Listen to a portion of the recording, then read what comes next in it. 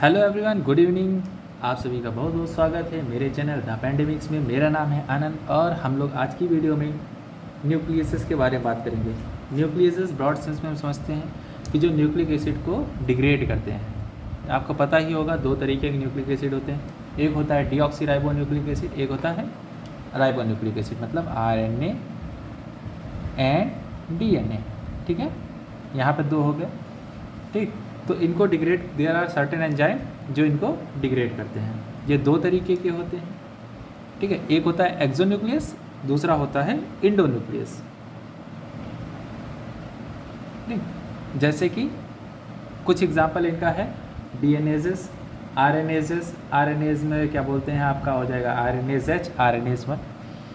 ठीक, एक्सोन्यूक्लियस की बात करें तो एक्सोन्यूक्लियस पर्टिकुलर एक्टिविटी होती है जो एग्जिबिट करते हैं DNA पॉलीमरेज।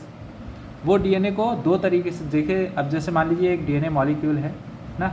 अब यहाँ पे समझिए इंडोन्यूक्लियस और एक्सोन्यूक्लियस में बेसिक डिफरेंस। मान लीजिए ये DNA है, इसमें 5 प्राइम एंड 3 प्राइम एंड, ये हो गया 5 प्राइम एंड 3 प्राइम एंड, यहाँ पे 3 प्राइम एंड 5 प्राइम एंड।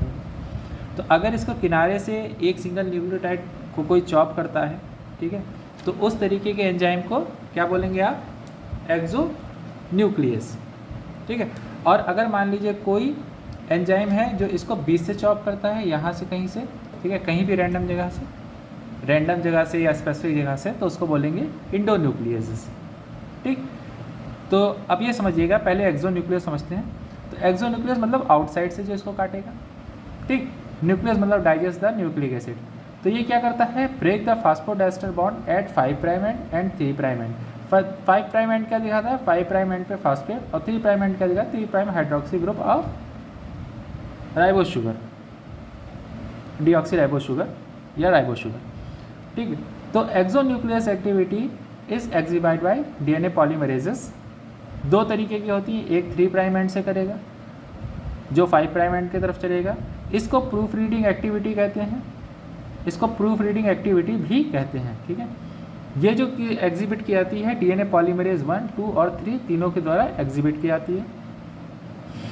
और इसका काम क्या होता है, it use when the wrong basis is incorporated during the replication.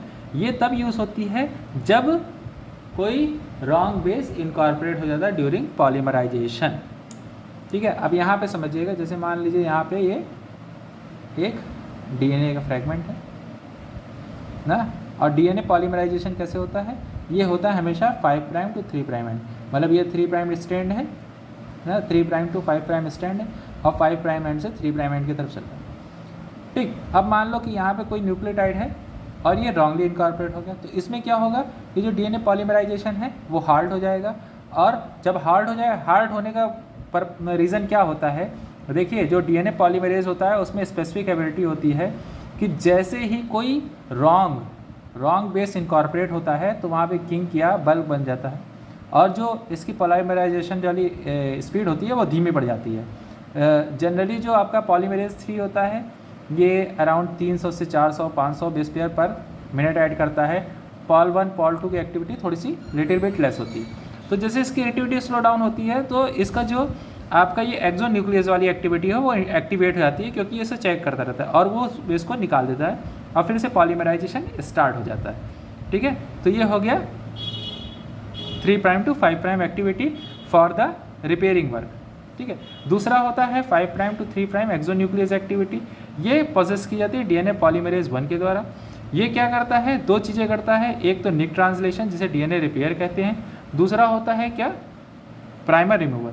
हम सभी जानते हैं कि जब DNA पॉलीमराइजेशन होता है ना, 3 प्राइम टू 5 प्राइम स्टैंड हो गया, 3 प्राइम टू 5 प्राइम स्टैंड हो गया, इस पर सबसे पहले प्राइमर होते हैं। ठीक है, और उसके बाद पॉलीमराइजेशन ऐसे स्टार्ट होता है।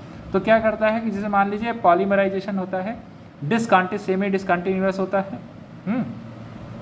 तो जो फ्रेगमेंट होता है इसके पहले वाला पॉलीमरेज होगा या सेम पॉलीमरेज होगा, तो जब इसको इस तरीके स्टार्ट करेगा तो क्या करेगा कि 5 प्राइम टू 3 प्राइम एंड पे जो प्राइमर होते हैं उनको रिमूव करता जाएगा। ठीक है, और दूसरी चीज़ क्या होती है कि जैसे मान लीजिए यहाँ पे कहीं स्टैंड का ब्रेक हो गया, ठीक, तो इस एक्टिविटी को भी 5 prime to 3 prime exonuclease activity द्वारा ख़त्म किया जाता है, मतलब सही किया जाता है। ठीक है, इसके अलावा और भी पॉलीमर एक्सोन्यूक्लियस हैं, जैसे लैम्डा लैम्डा एक्सोन्यूक्लियस, ठीक। लैम्डा एक्सोन्यूक्लियस क्या करता है, ये 5 प्राइम एंड को मॉडिफाई करता है। सेम तरीके से एक्सोन्यूक्लियस 3 जो है ये क्या मॉडिफाई करता है, 3 प्राइम एंड को मॉडिफाई करता है। ये नाम याद कर लीजिए, लैम्डा एक्सोन्यूक्लियस 3 और बेल 31 न्यूक्लियस। ये क्या करता है, जो 5 प्राइम एंड और 3 प्राइम एंड दोनों को एक साथ क्लीव करता है और ब्लंट एंड प्रोड्यूस करता है। इन दोनों में क्या होगा कि आपकी स्टिकी एंड प्रोड्यूस होंगे, लेकिन इसके केस में आपको ब्लंट एंड मिलेगा, ठीक है। यहाँ तक हो गया। अब हम इसके बाद करते हैं, ये एक्सोन्यूक्लियस हो गया। इसमें कोई दिक्कत हो तो आप कमेंट सेक्शन में आप हमें ज़रूर बताइए, ठीक है। इसके बाद हम देखते हैं इंडोन्यूक्लियस के बारे में। तो इंडोन्यूक्लियस बहुत इंपॉर्टेंट एंजाइम होते हैं, आप सभी ने जानते होंगे इंडोन्यूक्लियस क्या है, ठीक है। ये हमेशा मॉलिकुलर बायोलॉजी में यूज़ होते रहते हैं। इंडोन्यूक्लियस का एग्जांपल क्या होगा, जैसे डीएनएजेस, ठीक है, और रेस्ट्रिक्शन इंडोन्यूक्लियस। डीएनएजेस क्या होंगे कि जो डीएनए को नॉन स्पेसिफिकली कहीं से भी काट देंगे, फास्फोडाइस्टर बॉन्ड जहाँ मिलेगा, जहाँ मन करेगा वहाँ काट देंगे और छोटे छोटे फ्रैगमेंट जनरेट करेंगे। रेस्ट्रिक्शन इंडोन्यूक्लियस क्या करती है, जैसे इसके नाम से पता चलता है कि रेस्ट्रिक्शन है, इंडोन्यूक्लियस है, तो ये रेस्ट्रिक्टेड है और इंडोन्यूक्लियस है। ये क्या करते हैं, रिकॉग्नाइज करते हैं और cleave the DNA at specific sequence पे करते हैं, ठीक है। ये रिकॉग्नाइज करते हैं पर्टिकुलर पोजीशन को और डीएनए को क्लीव कर देते हैं। इनका काम क्या होता है, रेस्ट्रिक्शन एंड मॉडिफिकेशन।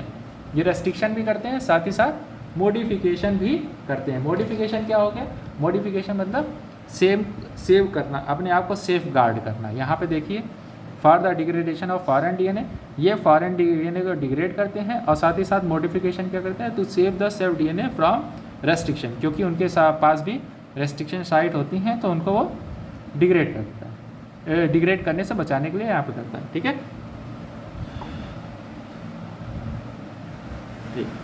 तो देखिए ये 3 तरीके के होते हैं, 3 तरीके के होते हैं। ये फर्स्ट टाइम जो आइसोलेट किया गया था हीमोफिलस इन्फ्लुएंजा से 1970 में, ठीक।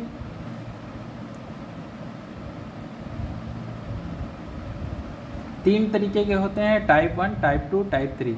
टाइप 1, टाइप 2, टाइप 3 कैसे डिटरमाइन होता है, ये डिटरमाइन होता है कि रिकॉग्निशन साइट और कहाँ पे वो क्लीव कर रहा है। जैसे टाइप 1 है तो ये टाइप 1 इंडोन्यूक्लियस क्या करेगा, ये डीएनए को ब्रेक करेगा, साथ ही साथ मिथाइलेशन भी करता है, मिथाइलेशन करता है। ये क्या बोलते हैं, इसको काम करने के लिए एटीपी, एमजी आयन और एस एडेनोसिन मिथियोनिन की रिक्वायरमेंट होती है। इसके 3 सब यूनिट होते हैं, फॉर द रेस्ट्रिक्शन, मॉडिफिकेशन और रिकॉग्निशन। रिकॉग्निशन का मतलब क्या होता है, एक पर्टिकुलर प्लेस पे इसको रिकॉग्नाइज करता है, ठीक। और इस जो रिकॉग्नाइज करता है उसका मॉडिफिकेशन करता है, क्यों, रेस्ट्रिक्शन से बचाने के लिए। और तीसरा क्या करता है, ये रेस्ट्रिक्शन करता है। रेस्ट्रिक्शन कहाँ करेगा, ये रेस्ट्रिक्शन करेगा 1000 base pair away from the modification और रिकॉग्निशन साइट से। तो ये हो गया आपका टाइप 1। टाइप 2 जो है सबसे इम्पॉर्टेंट है, जिसको हम लोग मॉलिकुलर बायोलॉजी में बहुत ज़्यादा यूज़ करते हैं, जैसे इको R1, बैम H1, ठीक है। They are simple, they having a simple single polypeptide with the separate endonuclease and methylase activity, ठीक है। इनके पास सिंगल पॉलीपेप्टाइड होती है, उसी से वो सेपरेट इंडोन्यूक्लियस और मिथाइलेज एक्टिविटी शो करते हैं, स्टेबल होते हैं और MG ion as a cofactor लगता है। यहाँ पे एटीपी की रिक्वायरमेंट और एस एडेनोसिन मिथियोनिन की रिक्वायरमेंट नहीं होती है। Recognition site have the axis of rotation, मतलब जो रिकॉग्निशन साइट होती है उसको एक्सिस ऑफ रोटेशन की रिक्वायरमेंट होती है। एक्सिस ऑफ रोटेशन क्या हो गया, एक पर्टिकुलर सिमेट्री जिसे आप पैलिंड्रोमिक करते हैं, मतलब उसे लेफ्ट से राइट से कहीं से भी देखेंगे, दोनों तरफ से देखेंगे, एक तरीके की होगी। इसको मैं समझाता हूँ। जैसे मान लीजिए कि यहाँ पे 5 प्राइम एंड है, ये 3 प्राइम एंड है, ये 3 प्राइम एंड है, ये 5 प्राइम एंड है, ठीक है। तो जैसे इको R1 एक आपका ये है type 2 restriction endonuclease. Type 2 restriction endonuclease है, इसकी GAATTC ये होती है रेस्ट्रिक्शन साइट। अगर आप इधर से देखोगे तो यहाँ पे क्या हो जाएगा, GAATTC, यहाँ पे देखोगे इस तरीके से वो होगा। तो ये जहाँ जैसे ये वो है जो सीक्वेंस है, वही सीक्वेंस इधर से भी आ रहा है, इस वजह से इसको पैलिंड्रोमिक है। मतलब ये नहीं होता कि इसमें बीच से देखोगे तो एक तरफ ये सेम है, एक तरफ भी सेम है। मतलब ये है कि जो 5 प्राइम से 3 प्राइम एंड सीक्वेंस होगा वही 5 prime to 3 prime end sequence होगा। तो इससे फ़ायदा क्या होता है कि जब आप ये क्लीव होता है तो एक सेम तरीके की आपके ओवरहैंग देता है दोनों फ्रैगमेंट पे। क्योंकि 2 फ्रेगमेंट हुए, जब एक डीएनए को तोड़ोगे तो 2 फ्रेगमेंट मिलेंगे, तो दोनों पे सेम तरीके के एंड मिलते हैं। ठीक, हिंड 3 एंड, अच्छा एक इसमें 2-3 टर्मिनोलॉजी है वो समझ लीजिए। जैसे कि एक होता है आइसोसाइजोमर। आइसोसाइजोमर क्या होता है कि सेम तरीके के रिकॉग्निशन साइट सेम होती है, ठीक है।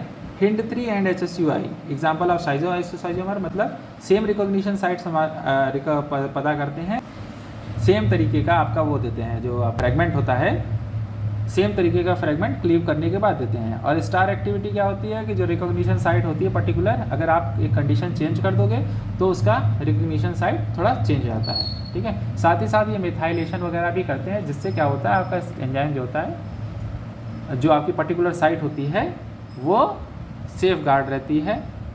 बेसिकली आप यहाँ पे एक चीज़ और समझो कि ये जो रेस्ट्रिक्शन साइट हैं या रेस्ट्रिक्शन एंजाइम हैं, ये बैक्टीरिया पाए जाते हैं। यहाँ पे एक इंपॉर्टेंट चीज़ है, बैक्टीरिया पाए जाते हैं। और क्यों पाए जाते हैं, ये इनको वायरस के अटैक से बचाते हैं, वायरस के अटैक से बचाते हैं। और इनके पास अपना मिथाइलेशन सिस्टम है, जिससे ये अपने आप को सेफ गार्ड कर लेते हैं, नहीं तो अपना भी कट जाएंगे, सेल्फ डाइजेस्ट भी हो जाएगा। यहाँ पे टाइप 3 हो जाएगा। टाइप 3 में 2 सब यूनिट होती है, फॉर रिकॉग्निशन एंड मॉडिफिकेशन। इसमें सेम तरीके का है, बस ये है कि साइट का डिफरेंस है। ये 27 बेस पेयर दूर होता है और इसमें एसिडोनिल मेथियोनिन की रिक्वायरमेंट नहीं होती है, ठीक है। तो आपको एक्सोन्यूक्लियस और एंडोन्यूक्लियस में डिफरेंस समझ में आ गया होगा। सिंपल है, बहुत ज़्यादा कठिन नहीं है। अगर कहीं भी दिक्कत आ रही है तो मुझे आप मैसेज करके पूछ सकते हो। और वीडियो अच्छी लगी तो चैनल को लाइक करें और वीडियो को शेयर और सब्सक्राइब करना बिल्कुल ना भूलें। Thank you.